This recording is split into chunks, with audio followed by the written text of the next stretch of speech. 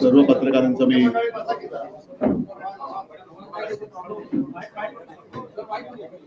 ऐकतो. अरे जरा तुम्ही सांगतो बसा नाही तर ठीक आहे. येतोय आवाज?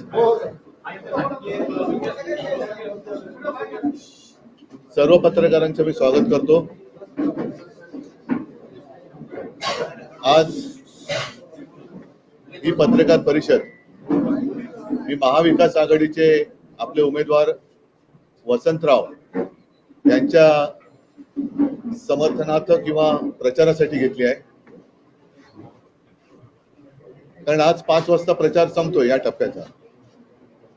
माझी पण इच्छा होती, या सर्व माझ्या कार्यकर्त्यांची, काँग्रेसच्या, राष्ट्रवादीच्या सर्व मित्र पक्षांची इच्छा होती की एक सभा, जाहीर सभा नांदेडमध्ये घ्यावी.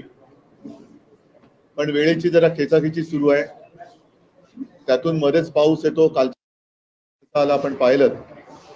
आणि वसंतरावांना मी विनंती केली, कमल किशोरजी तुमचं सुद्धा स्वागत करतो, सगळ्यांचं स्वागत करतो मी. त्यांना की माझे सर्व शिवसैनिक तुमच्या विजयासाठी अथक प्रयत्न तर करणार आणि तुम्ही विजयी तर नक्की होणारच आहात. पण वेळेची थोडीशी ओढाताण लक्षात घेऊन आपण जर का प्रेस कॉन्फरन्स घेतली तर बरं होईल. आणि वसंतरावजी आपण सुद्धा मोठ्या मनाने त्याला मान्यता दिली, त्याच्याबद्दल धन्यवाद देतोय. साधारणतः 19 साली देशात किंवा राज्यात पहिल्या प्रथम महाविकास आघाडीचं सरकार हे स्थापन झालं. मी पहिल्या प्रथम हा शब्द एवढ्यासाठी वापरला कारण काँग्रेस, राष्ट्रवादी आणि शिवसेना हे 2 टोकाचे 3 पक्ष होते. ते एकत्र आले, सरकार स्थापन केलं. त्याचं नेतृत्व माझ्याकडे होतं. मला 2.5 वर्षामध्ये काँग्रेस असो, राष्ट्रवादी असो, सर्वच मित्र पक्षांनी अत्यंत उत्तम सहकार्य केलं. मधल्या काळामध्ये जी गद्दारी झाली ती गद्दारी झाली नसती तर आज सुद्धा हे सरकार महाराष्ट्राला खूप पुढे घेऊन गेलं असतं. आता मात्र पहिल्या प्रथम आम्ही एकत्र येऊन निवडणुका लढतो आहोत.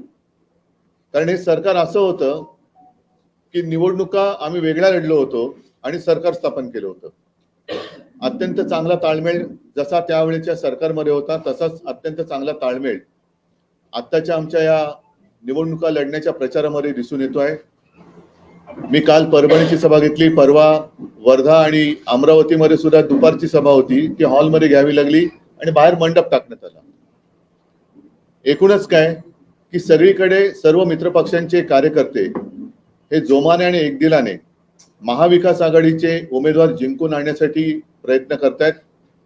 आणि मला खात्री आहे की जिथे जिथे काँग्रेसचे उमेदवार आहेत त्यांची निशाणी हात आहे, राष्ट्रवादीची आहे त्यांची निशाणी तुतारी आहे आणि शिवसेनेची मशाल. तर जणू काही ह्या आपल्याच निशाण्या आहेत. अशा पद्धतीने सर्व मित्रपक्षांचे कार्यकर्ते हे अत्यंत प्रामाणिकपणाने त्या मतदारसंघात काम करतात. आणि एवढी एकजूट, एवढी एक जिन्सीपणा आल्यानंतर विजय हा निश्चित असतो. एकूण जर का तुम्ही पाहिलं तर देशामध्ये हुकुमशाहीच्या विरुद्ध एक लाट उसळलेली आहे आणि सगळ्यांच्या मनामध्ये भीती आहे की हे घटना बदलतील, हे संविधान बदलतील. आणि गेल्या काही वर्षातली त्यांची वाटचाल ही तशीच दिसते. म्हणजे वसंतराव, मला या प्रचाराच्या दरम्यान काही शेतकरी भेटतात. कारण ग्रामीण भागामध्ये शेतकऱ्यांमध्ये मोठा असंतोष आहे आणि शेतकऱ्यांना विचारण्याची गरज लागत नाही. शेतकरी दादा स्वतःहून समोरून येऊन सांगतोय की यावेळेला आमचं मत महाविकास आघाडीला आहे.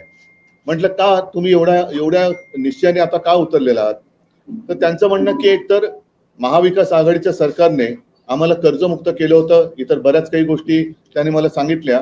पण सगळ्यात प्रमुख मुद्दा त्यांनी जो सांगितला, जो मला सुद्धा काळजाला भिडला, ते म्हणाले, अहो उद्धवजी, हे जे भाजपचं आहे मोदी सरकार, त्या मोदी सरकारने संकटाच्या काळात साथ देणाऱ्या शिवसेनेच्या सातबाऱ्याचं नाव लिहिलं, तर उद्या यांचं सरकार आल्यानंतर आमच्या सातबाऱ्यावरती दुसऱ्याचं नाव लिहिलं तर आम्ही कोणाकडे जायचं?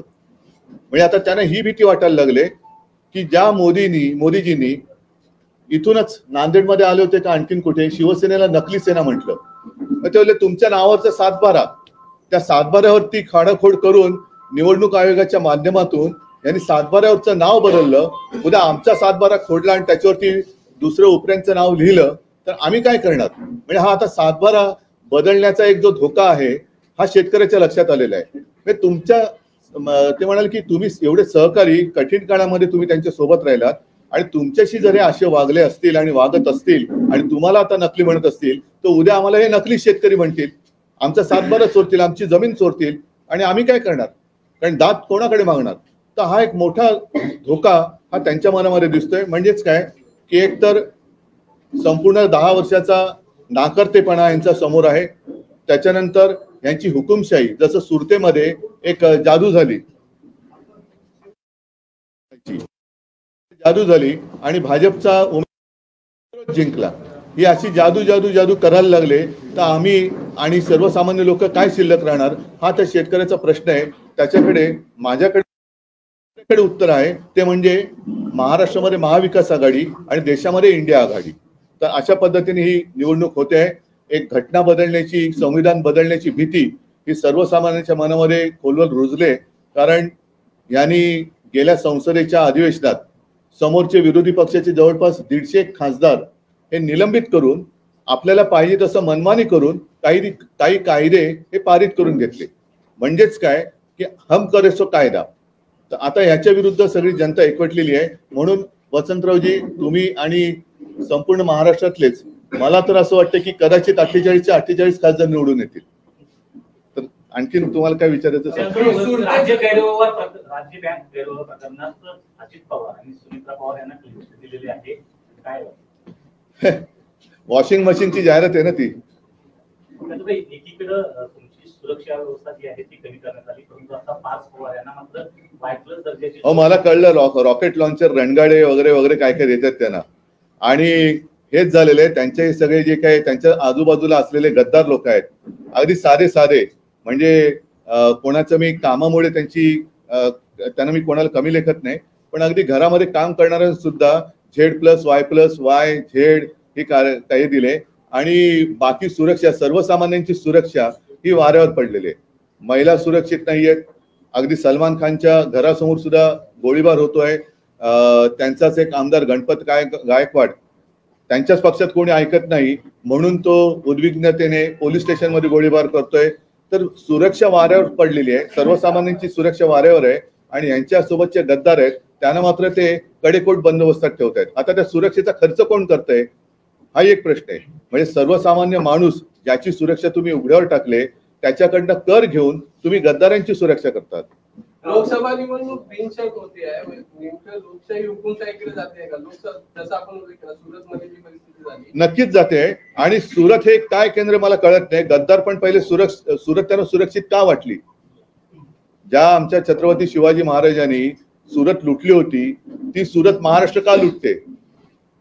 महाविकास आघाडी एकत्रित प्रचार करते, मात्र आता चाललंय ना एक अपवाद आहे तो सांगलीचा. विशाल पाटील, पण तो महाविकास आघाडीचा नाहीये, त्यांनी बंडखोरी केलेली आहे आणि मला वाटतं काँग्रेस त्यांच्यावरती कारवाई करेल. पण नांदेडमध्ये अशोक चव्हाण भाजपामध्ये गेले, त्यानंतर इथं महाविकास आघाडीवरची सूट घेतली जाते. अशोक चव्हाणांचं भाजपात जाण्याबद्दल तुम्हाला काय वाटतं? त्यांचे ज्येष्ठ सहकारी इकडे बसलेत आणि ते गेल्यानंतर नवीन चेहरे पुढे येत आहेत, जे आतापर्यंत त्यांनी वाट ज्यांची आडून ठेवली होती. काही जण जसं आमच्यामध्ये काही सुभेदाऱ्या निर्माण झाल्या होत्या, त्या सुभेदाऱ्या आता या निमित्ताने मोडून पडल्या आणि उलट अशोकराव तिकडे गेल्यामुळे काँग्रेसला आता नवं चैतन्य प्राप्त झालंय. त्याच्याचमुळे वसंतरावांचा विजय हा निश्चित झालेला आहे. कारण शेवटी असं आहे की हे मोठी झालेली किंवा मोठी केलेली लोक गद्दार झाली तरी जनता गद्दार होत नाही. जनता कधीच गद्दार होत नाही. 2014 मध्ये आणि 19 मध्ये नरेंद्र मोदींनी अशी शपथ घेतली होती की आदर्श प्रकरणामध्ये जेवढे आरोपी आहेत त्यांना आम्ही मध्ये घालू. यावरती आपण काय? अरे माझ्यापेक्षा त्यांचं मत का नाही विचारत? मी काय मत व्यक्त करणार? जे तुमचं मत आहे तेच माझं मत आहे. म्हणजे हे खरं आश्चर्य आहे की त्यांनी त्यांच्या क्लिप्स आहेत, आदर्श नावाची सोसायटी निर्माण केली आणि शहीद परिवारांचा अपमान केला, त्यांची फसवणूक केली. त्या आदर्श घोटाळ्याचा निकाल लागलेला नाही.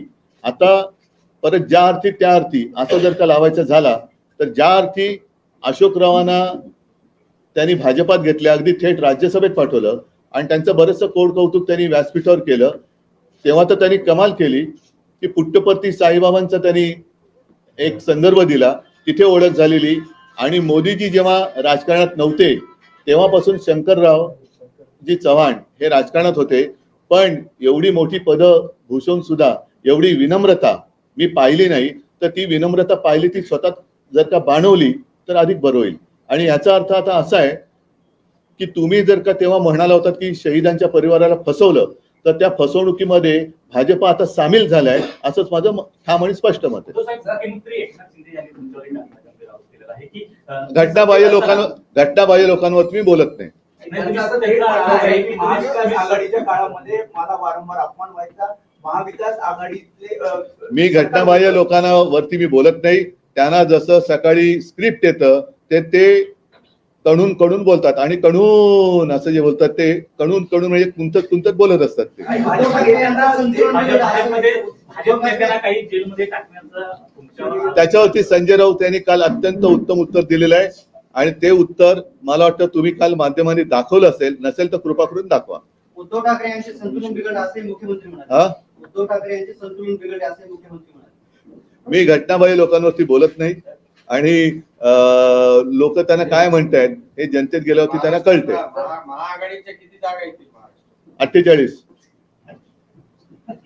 आम्ही सगळ्या जागा लढवतोय आणि सगळ्या जागा जिंकण्याच्या ईर्षेने आणि जिद्दीने लढवतोय.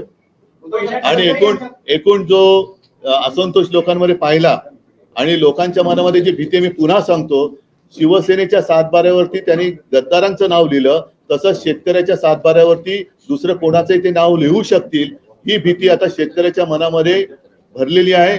एक तर शेतकऱ्याला तुम्ही काही दिलेलं नाही आहात, त्याला हमीभाव देत नाही, त्याला पीक विमा देत नाही, हे सगळे प्रश्न आहेत. पण उद्या आपली जमीन सुद्धा हे लुटतील आणि सातबाऱ्यावरती भलत्याचं कोणाचं नाव लिहितील, ही भीती आता शेतकऱ्याच्या मनात आहे. ठीक आहे, मी परत एकदा ज्या कामासाठी मूळ आलो होतो ते म्हणजे वसंतरावांसाठी, आणि मी तमाम नांदेडकरांना हात जोडून विनंती करतोय की यावेळेला जरा मी आपली माफी मागतो, कारण प्रचाराच्या सभेला मी येऊ शकलो नाही. मात्र जसं तरुणाच्या काळामध्ये मी फेसबुक लाईव्ह करत होतो, ज्याच्यावरनं माझ्यावरती टीका झाली, हरकत नाही, पण महाराष्ट्रातल्या जनतेने मला साथ दिली होती, तसंच आज चॅनलच्या माध्यमातून मी तमाम नांदेडच्या जनतेला सांगत आहे की आपल्यावरती येणारे हे हुकुमशाहीचं संकट आणि तुमच्याशी झालेली गद्दारी याचा सूड उगवण्यासाठी महाविकास आघाडीचे वसंतराव चव्हाण यांना समोरच्याचा डिपॉझिट जप्त करून नांदेडमध्ये झालेला चिखल तुम्ही धुवून टाकाल ही मला खात्री आहे. सगळ्यांना धन्यवाद. सीएम फर्नीचर नांदेड़ लाए हैं आपके लिए शादियों में दिए जाने वाले फर्नीचर खास होलसेल दामों में और डिस्काउंट के साथ मजबूत और खूबसूरत लेटेस्ट डिजाइन वाले बेडरूम सेट सागवान और वुड बेस मटेरियल में दस्तयाब है। इसी के साथ sofa set, dining table, Godrej अलमारी, ऑफिस चेयर, ऑफिस टेबल वाजबी दामों में दस्तयाब है। एक बार ज़रूर तशरीफ लाए। हमारा पता है CM furniture and home appliances, famous function hall के पास, इलाही मस्जिद के सामने, माल टेकरी, देगलूर नाका रोड, नांदेड़। Mobile number 9923106277।